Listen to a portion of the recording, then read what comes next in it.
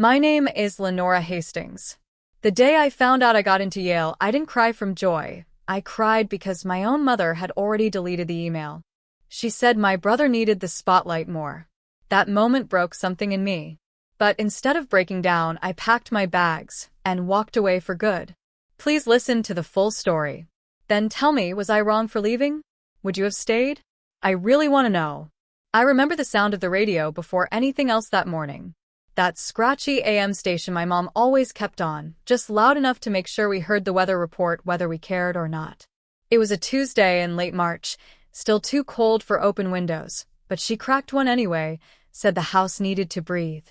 I remember the smell of something burnt, her banana muffins, again, and the way sunlight slid across the kitchen tiles like it was trying not to wake anyone. Leave the last muffin for your brother, Mom called from downstairs. He was up all night thinking about his next steps. Her voice was calm, matter of fact, like that was the only thing worth noting in the world that day. Eli had been thinking about his next steps for 3 years now, ever since he dropped out of college for the second time. And yet, in this house, Eli was always the one worth adjusting for. I didn't say anything. I didn't roll my eyes or ask if anyone remembered that I'd also been up until 2, finalizing another scholarship essay. I just came downstairs quietly like I always did and buttered a piece of toast that tasted like cardboard. Mom was already dressed for work, spritzing her perfume by the mirror in the front hall. She turned to me and said, "And maybe don't bring up your applications today, all right? You know how your brother gets when he feels behind." I nodded. That's what I did best. Dad sat at the kitchen table reading the paper, not really reading, just flipping pages and sipping coffee, like he didn't want to be caught in the middle of anything. He never was. You could set a fire in that kitchen and he'd still be behind his paper, waiting for it to burn itself out. So I put on my jacket, grabbed my backpack, and walked the 10 blocks to Fairford West High with the same heaviness I'd learned to carry since middle school, the kind that didn't come from books. It came from swallowing your own voice day after day, until even your breath felt borrowed. And yet, that morning was different. I waited until second period, until the bell rang and the halls emptied. I ducked into the girls' bathroom on the science wing, the one with the stall door that never locked and the window painted shut. I sat on the toilet seat with my feet pulled up like a kid hiding in a war zone, and I pulled out my phone. I stared at the email notification for a good 30 seconds before I dared open it. Congratulations from Yale University. That's all it said in the subject line. But it might as well have shouted across the county. I felt my hands shake. My mouth went dry. My stomach flipped and fluttered, and for 1 second, I couldn't breathe. I opened it. I read it. And I didn't cry. I bit my lip so hard I could taste blood. Because I knew I couldn't cry in that bathroom. If someone walked in, I wouldn't be able to explain. I didn't take a screenshot. I didn't forward it to anyone. I didn't tell a soul. Instead, I locked my phone, slid it into my pocket, flushed the toilet to make it seem like I'd done something normal, and walked back to class with my heart still pounding and my face perfectly still. I don't know how I made it through the rest of the day. I sat through American history like nothing had changed. I laughed politely when the boy behind me told a dumb joke in chemistry. I copied notes in English literature with the same blue pen I always used. But inside, something had cracked open. Something bright. Something I didn't have words for yet. You'd think I'd have run home and told them. That I'd burst through the front door waving my phone and shouting. I did it. But I didn't. Because deep down I knew they wouldn't celebrate. Not the way I needed them to. Not the way I'd seen them do for Eli, back when he got into Ohio State. I remembered the balloons. The family dinner. The way Mom kept touching his face like he was some kind of miracle. And I knew, without even having to think too hard, that if I said it out loud, that brightness would dim. And I wasn't ready to watch it die. So I said nothing. That night, over dinner, Eli talked about maybe applying to a trade program in Cincinnati. Mom nodded like he was announcing a presidential run.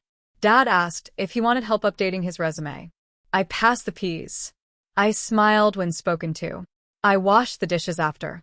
And later, when I was lying in bed staring at the ceiling fan spinning slow circles, I told myself it didn't matter. That being accepted was enough. But it wasn't. Because what I didn't know then, what I couldn't have imagined, was that someone had already decided my future for me. That while I was sitting in that bathroom, holding on to hope like it was a secret, the person I called mother was already planning how to take it away. And in the end, she did. Quietly. Without even blinking. She deleted the email. She deleted Yale. She deleted me. I kept the email a secret. Not because I didn't want to share it, but because I already knew how that conversation would go.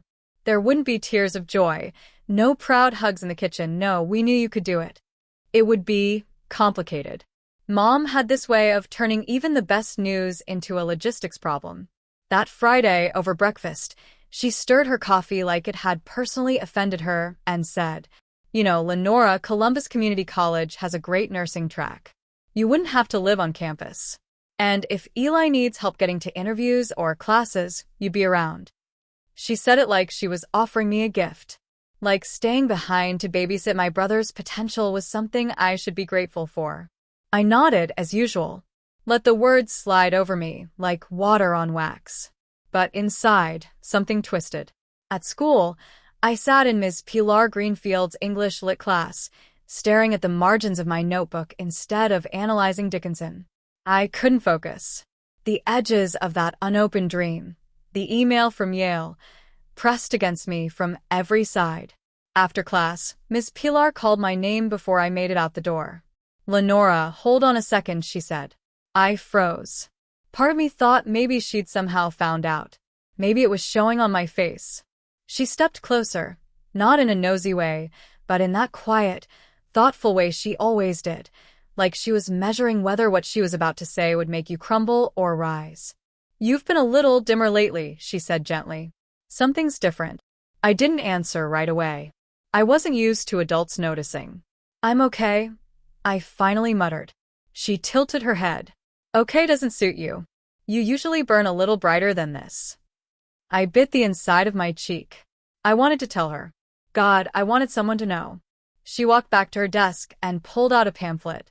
"You do remember the deadline for the Reynolds Foundation scholarship is next week, right?" I nodded, unsure if I'd even apply now. What was the point?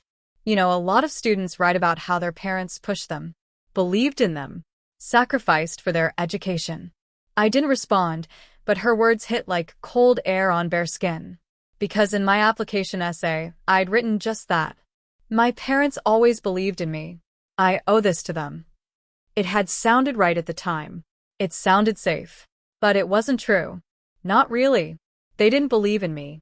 Not in a way that counted. They believed I wouldn't cause trouble.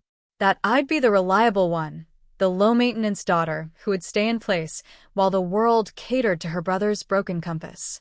I lied, I said suddenly. Ms. Pilar looked up. About what? In my letter, I said my family supported me, that they were proud, that this dream was ours. It's not. It never was. She sat quietly for a beat, then leaned forward, her voice softer, but stronger somehow. "Lenora, some of us grow up thinking we have to shrink ourselves for the people we love. That being good means being quiet. But that's not love. That's survival." I felt something unstick in my chest.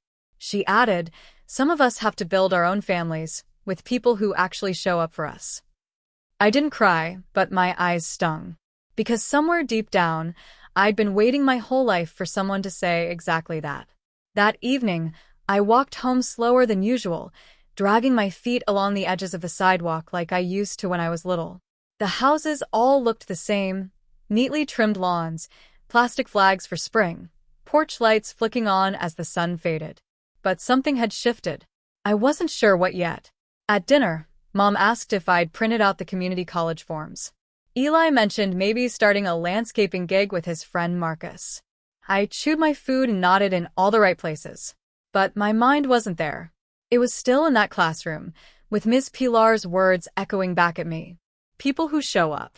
That line stayed with me all night, long after the dishes were washed and the TV had gone quiet. I stared at the ceiling of my bedroom and wondered if there really was a place for me somewhere out there, a place where I didn't have to disappear just so someone else could shine. I didn't have an answer yet. But for the first time, I started to believe the question was worth asking. I waited 3 more days before opening the email again. Or at least, trying to. It was early Sunday morning. The house was quiet except for the low hum of the dryer downstairs. I had the dining room table to myself, sunlight stretching across the wood, soft and gold. I sat there with my laptop, planning to download the Yale enrollment forms and finally take that next step. But the email was gone. I stared at the inbox, refreshed it twice, 3 times. Checked the spam folder. Then the trash. Then every folder I'd ever created since sophomore year. Nothing. I opened my phone, thinking maybe I imagined it all, that the email was still there, tucked away on the smaller screen. But no, it was gone from that too. At first, I thought it might be a glitch. Maybe I had accidentally deleted it. Maybe it got caught in some filter. I told myself that again and again while my heart pounded louder with each passing second. I tried logging into my school email from another browser, then from my phone's hotspot just to be sure. No change. It was like it had never existed. The panic didn't hit all at once. It crept up slowly, wrapping itself around my throat in quiet waves. I opened my sent mail to double-check if I'd forwarded the acceptance to anyone. I hadn't. I'd kept it all to myself. So I emailed the Yale admissions office. Short, polite, nothing dramatic, just a question about whether they could resend the decision letter. I said I might have lost it due to a technical error. They responded that afternoon. Dear Ms. Hastings, the original offer of admission was sent on March 21st to your listed email address. No cancellation or withdrawal requests have been received on your behalf. The offer remains valid. That should have brought relief. Instead, it made my hands go cold. No cancellation. No request to delete.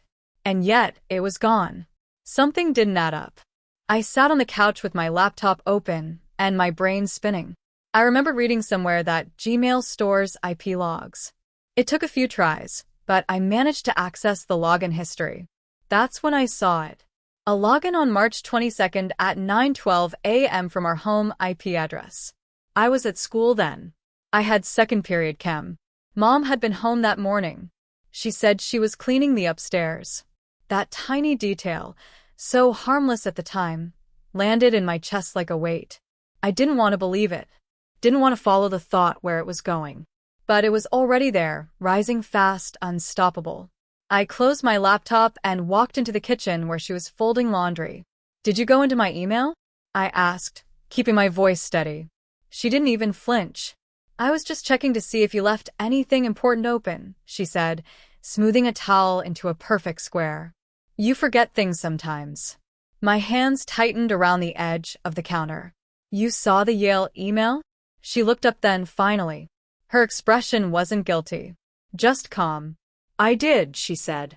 And I thought, well, I didn't want you to get carried away. You know how competitive those schools are. I didn't want you to be hurt when things didn't work out. I stared at her, stunned. It wasn't acceptance. She shrugged. Even so, Yale? That's not necessary. And your brother? Eli's still figuring things out. It's been hard on him. If you left, with all this attention, I don't know how he'd handle it. There it was. I didn't yell. I didn't cry. I didn't throw anything. I just stood there, trying to figure out how someone could say something like that and still believe they were being kind. It wasn't about protecting me.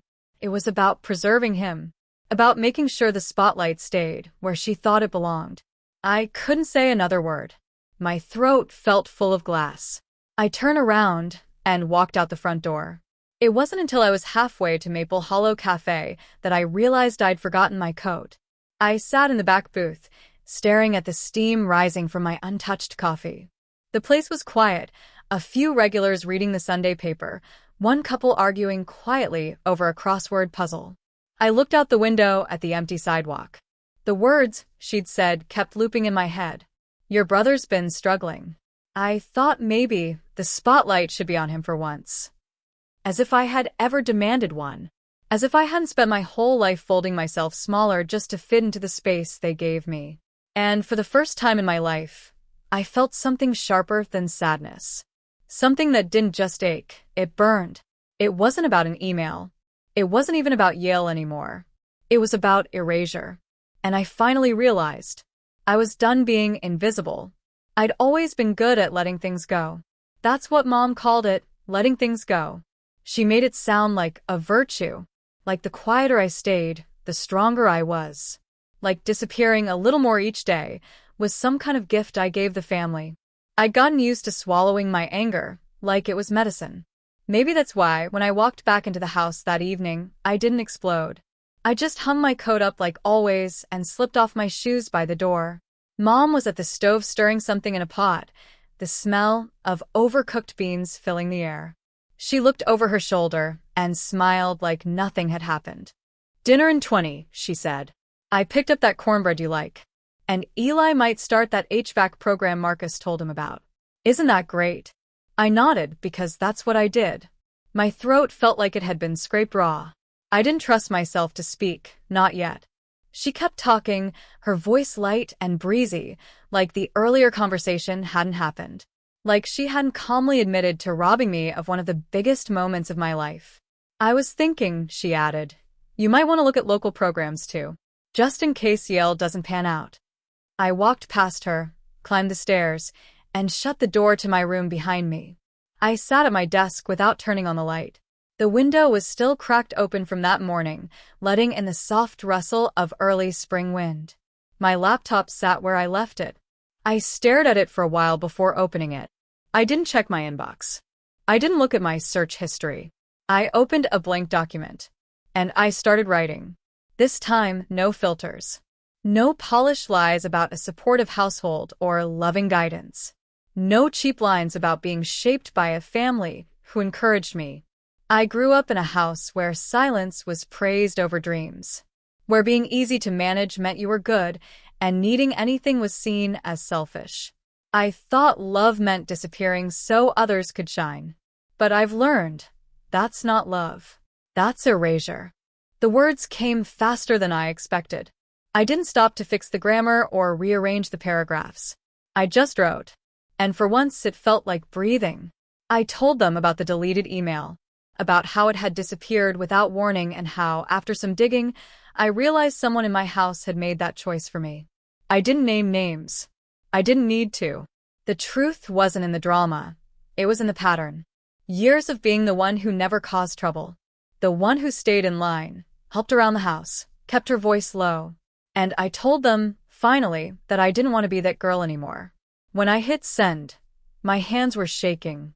Not from fear exactly, but from something else, like the tremble you feel after standing up too fast, or stepping outside into cold air after hours in a stuffy room. I sat there, staring at the screen. The little confirmation message sat in the corner. My letter had gone through. I didn't know if it would matter. Maybe it would be ignored. Maybe it would be too late. But it was mine. It was real. And that had to mean something. I leaned back in my chair, the wooden frame creaking beneath me. The house was quiet again, like it always was after dinner. I could hear Eli's TV through the wall and the clink of dishes being rinsed in the kitchen sink. Everything looked the same, but something had shifted. I picked up my phone and stared at the blank message screen. I typed in one name, Ms. Pilar. I sat with my thumbs hovering over the keys for a while. I didn't want to write a paragraph. I didn't need to explain everything again. So I just typed 3 words.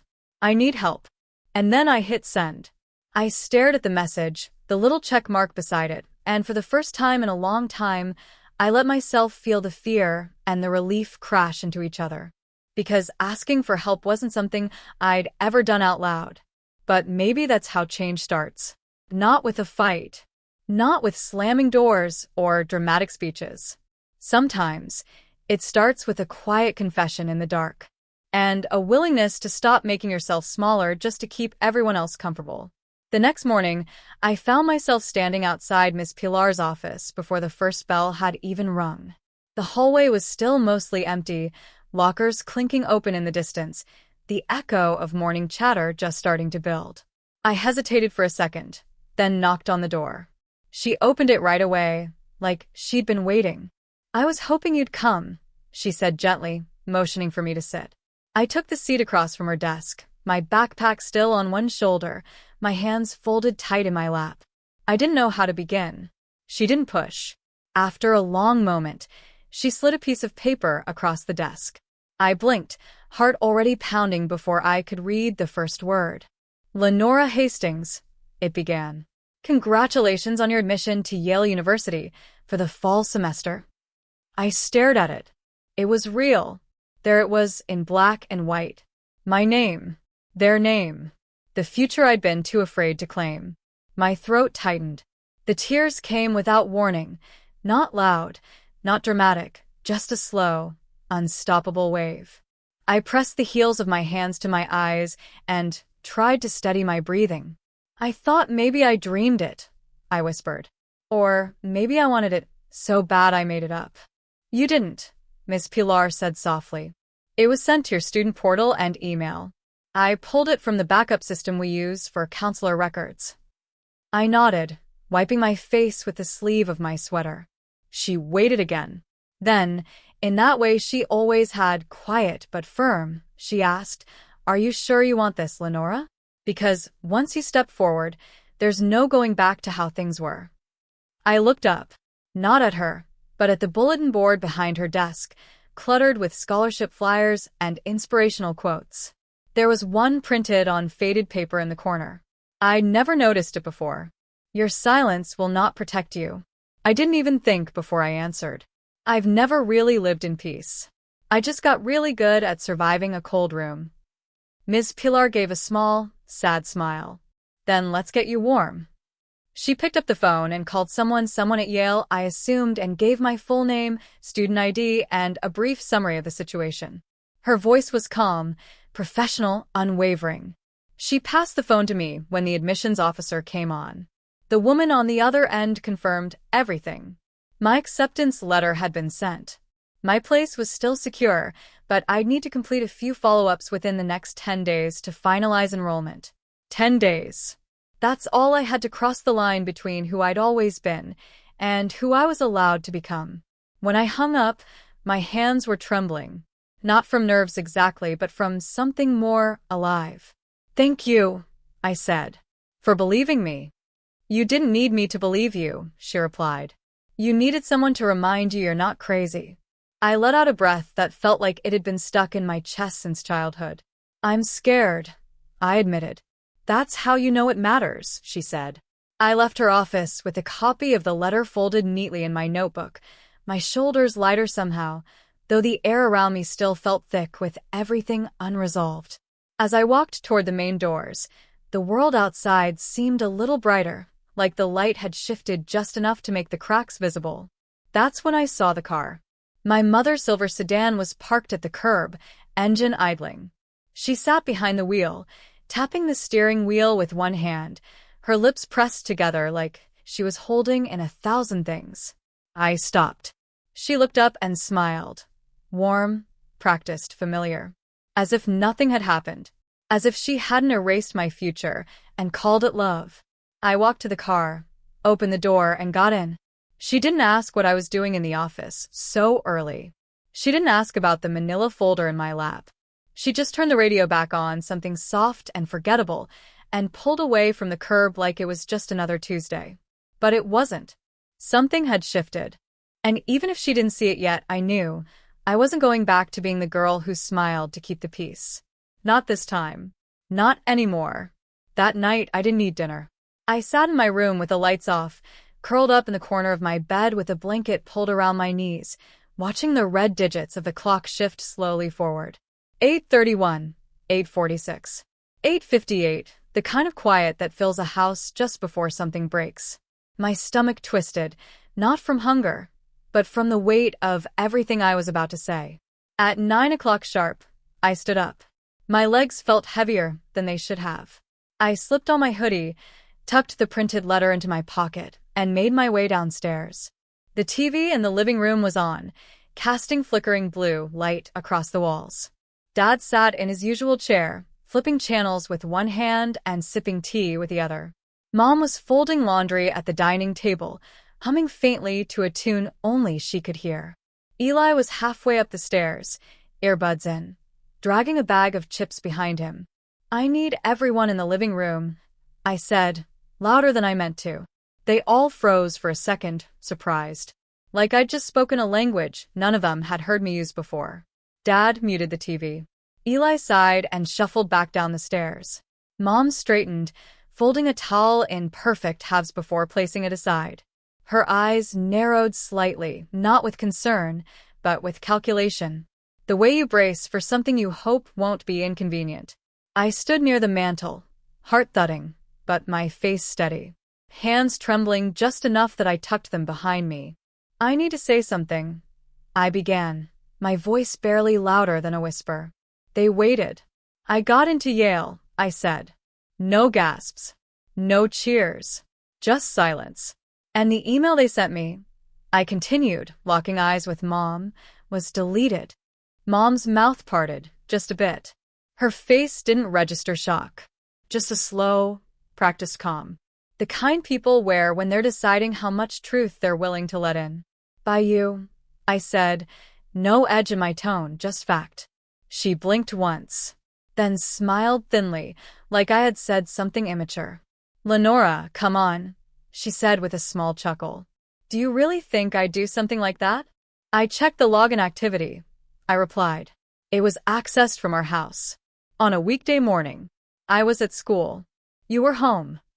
She said nothing for a beat, then folded her arms slowly. You don't understand what it's like, she said. To watch your own son unravel. To see him stumble again and again while the world lifts up someone else. I wasn't trying to hurt you. I didn't want him to feel small. You mean, I said, my voice steady, you didn't want him to feel like me. That made Eli look at the floor. Dad leaned forward slightly, opening his mouth, but nothing came out. You made sure he had everything, I continued. The attention, the benefit of the doubt, the second chances. And I never asked for more. I stayed quiet. I cleaned up after him. I learned not to take up space. Mom took a breath to speak, but I raised a hand. But getting into Yale, that wasn't just luck. That was mine. Something I earned. Something that didn't revolve around him. And instead of being happy for me, you made it disappear. It wasn't like that, she said, more softly now. You're twisting things. It was exactly like that. The room held its breath. Eli cleared his throat, voice low. She was just trying to protect you. I turned to him slowly. No. She was protecting you, like she always has. You've had room to fail over and over again and still get clapped on the back. I succeed once, and suddenly it's a threat. He said nothing. Dad finally spoke, voice cautious. She just didn't want you to be alone. It's a lot being far from home. No one, I said, eyes on the floor, ever asked if I felt alone here. That landed heavier than anything else I'd said all night. I reached into my pocket, pulled out the printed Yale acceptance letter from his pillar, and placed it on the coffee table. The sound of paper meeting would felt louder than it should have. I'm going, I said. Still, no one moved. I've spoken with admissions. I have until the end of the week to submit my documents. I'm doing it. Mom stared at the letter like it was an offense. Her face didn't change, no rage, no regret. Just that same blank wall I'd grown up trying to climb. I'm not asking for your blessing, I added. And I'm not sorry. I turned toward the stairs. My heartbeat wasn't frantic anymore. It was steady, certain. I didn't slam my bedroom door. I didn't cry. I just walked away. Not because they'd pushed me out, but because I was done waiting to be seen. I started packing on a Thursday. It was cloudy that day, like the sky itself couldn't decide whether it wanted to cry or hold it all in. My room was quiet, the kind of quiet that makes you hear your own thoughts louder than you want to. I pulled the suitcase from under my bed, the same one we used for church retreats and Eli's soccer tournaments. The zipper was stiff. The handle stuck halfway. Nobody offered to help. Mom moved through the house like it was any other week. She cleaned the bathroom, wiped down the windows, rearranged the fridge magnets. She didn't say a word about Yale. It was like that chapter had been torn from her version of the story, and in its place, silence bloomed like mold. Dad stuck to his routine. He read the paper in the mornings and scrolled quietly through his phone at night, occasionally mumbling something about the weather. He wasn't cruel. He just wasn't there in the ways that counted. By Friday night, I had folded everything into the suitcase: 2 pairs of jeans, a few sweatshirts, my lucky pen, the photo I took by myself last summer at the lake. I wrapped the acceptance letter from Yale inside an old scarf and tucked it into the front pocket. Not because I needed to prove anything, but because I needed a reminder that it was real. That night, around 10, there was a knock on my door. It opened before I answered. Eli stepped in, hair messy, hoodie hanging off his shoulder like he'd just woken up from a nap he never meant to take. He stood by the door for a second, then said, "You're really going?" I nodded. He shifted his weight like the floor was suddenly uneven. "You're good at everything," he said. "Always have been. I mean, it's not a surprise, but still." I waited. There was more. He rubbed the back of his neck. "Mom didn't handle it well. She's under pressure. You know that, right?" I looked at him. This brother who had once been the center of every conversation, every family plan, every sacrifice. I didn't hate him. I never had. But I wasn't going to carry him anymore. "I'm not good at everything," I said. I just wasn't allowed to fall apart. He didn't respond, just nodded slowly and left. The door closed behind him without a sound. The next morning, I was up before sunrise. The sky was still bruised purple, with streaks of dull gray crawling across it. I pulled my suitcase to the front door. Mom was in the kitchen making coffee. She didn't look up. Dad was in the living room with the paper open, flipping pages without reading them. I stood there for a minute, waiting, not for a goodbye, not for a blessing. Just something. But there was nothing. No eye contact. No hug. No, "We're proud of you." And honestly, that hurt less than I thought it would. Because at least this time, the silence was honest. I opened the door and stepped outside. The air was cool, damp with the kind of chill that lingers under your skin. I walked slowly, the suitcase wheels clicking unevenly on the cracked sidewalk. A neighbor's dog barked in the distance. A car drove past without slowing down. On the way to the bus station, I stopped at Maple Hollow Cafe. Miss Pilar was there, as always, poring over her binder full of lesson plans with a half-empty cup of tea beside her. She looked up and smiled when she saw me. "I wanted to give you this," I said, pulling a folded envelope from my pocket. I couldn't say everything I needed to last time. She took it gently, placed her hand over mine for a moment, just long enough to say thank you without words. "I hope you find what you're looking for," she said. "I think I'm starting to," I replied. We didn't hug. We didn't cry. But when I walked out of that cafe, something in me felt steadier. The bus was already idling at the curb when I arrived. I handed the driver my ticket, stowed my suitcase, and took a window seat near the middle. As the bus pulled away, I looked out at the town I'd spent my whole life shrinking inside. The trees blurred past. The sky was still gray, still undecided. But in my chest, something bright and solid had started to grow. I didn't leave to prove them wrong. I left because, for the first time, I finally believed I might be right. It was drizzling when I stepped off the train in New Haven. That soft kind of rain that doesn't soak you all at once, but slowly weaves itself into your clothes, your skin, your breath. It smelled like earth and metal, and somehow, it smelled like a beginning. Not a loud one. Not dramatic. Just quiet enough to feel real. I paused for a second on the platform, gripping the handle of my suitcase, just to let it settle in. This new place, this new version of me. My legs ached from the ride, but I didn't care. I was standing somewhere no one expected me to be. Not my mom. Not my dad. Not even me a few months ago. The walk to the student housing building took about 15 minutes. The sidewalks were slick and uneven, the kind that make you watch your step. The buildings here were tall and historic-looking, their windows glowing warm against the gray sky. People passed me, some in groups, some alone, everyone moving with purpose. I kept to the edge of the path, half out of habit, half out of nerves. When I reached the housing desk, the student worker barely looked up as she slid me a folder with my room assignment. "3rd floor. Elevators to the left," she said, chewing her gum with the kind of indifference only college freshmen can manage. "Room 317. I unlocked the door to find a narrow space, white walls, beige carpet, standard issue desk and twin bed. Nothing remarkable. But as I rolled my suitcase in and shut the door behind me, it felt like mine. Not borrowed, not temporary. Just mine. I unpacked slowly. A few shirts. My notebooks. The secondhand kettle I'd found at the Goodwill back home. Then I pulled out the small wooden photo frame, wrapped carefully between layers of clothes. I set it on the desk. The picture inside was one I'd taken of myself last summer, standing in front of my bedroom mirror with sunlight hitting my shoulder. I wasn't posing, just smiling, like someone who'd forgotten for a second that they were supposed to shrink. That photo was proof. Not of who I had been, but who I could still be. I sat on the bed for a long time, watching the trees sway outside the window. My body was tired, but my mind was oddly clear. For once, there were no voices reminding me to stay small. No footsteps outside my door. No unspoken rules about who I was supposed to protect with my silence. Later that night, I opened my laptop and typed out an email to the Yale admissions office. I do not come from the kind of support most applicants speak of, but I come with hunger, with scars, and with clarity. I paused before hitting send, not to second-guess, but to honor what it took to write that sentence. Then I clicked.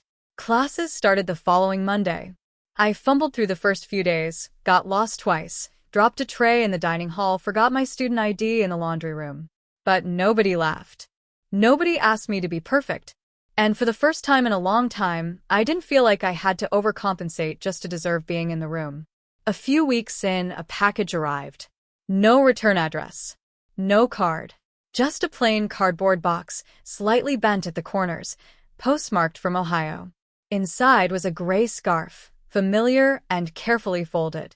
I ran my fingers over the yarn, the uneven stitching. It was the scarf Mom had knitted for Eli years ago, back when she still took the time to make things with her hands. Back when effort wasn't measured in silence. I didn't know what it meant. Maybe it was an apology she couldn't say out loud. Maybe it was guilt. Or habit. Or something else entirely. I didn't throw it away. I didn't wear it either. I placed it on the desk, beside the photo frame. It didn't need a story. It just needed to sit there, a piece of the past that no longer owned me. Some ghosts don't disappear. They just lose their power. In one of my writing seminars, the professor asked us to share a truth we rarely said aloud. I waited until the room quieted. Then I said, I once gave up my own light so others wouldn't feel cold. But now I'm learning. I can shine without apology. No applause. Just a few quiet nods. One girl met my eyes and gave the smallest smile. That was enough. I didn't need to explain the whole story. I just needed to know that I wasn't hiding anymore. Leaving home didn't make everything right. It didn't heal every bruise or fill every silence. But it gave me space. A door I opened for myself. A page I didn't need permission to write on. And somewhere between the train station and room 317, I stopped asking who I had to become for them, and started becoming someone for me.